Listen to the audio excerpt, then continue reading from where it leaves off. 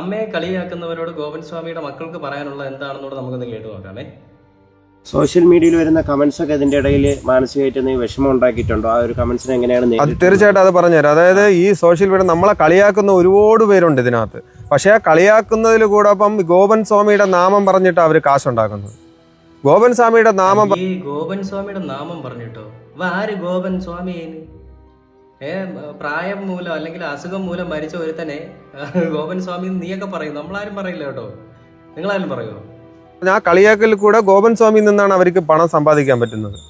അതാണ് എനിക്ക് പറയാവുള്ളൂ. അതിൽ നിന്ന് അവർ ഏതടേ ഇവൻ ഗോപൻ സ്വാമിയിൽ നിന്നാണ് പണം സമ്പാദിക്കാൻ പറ്റുന്നത്?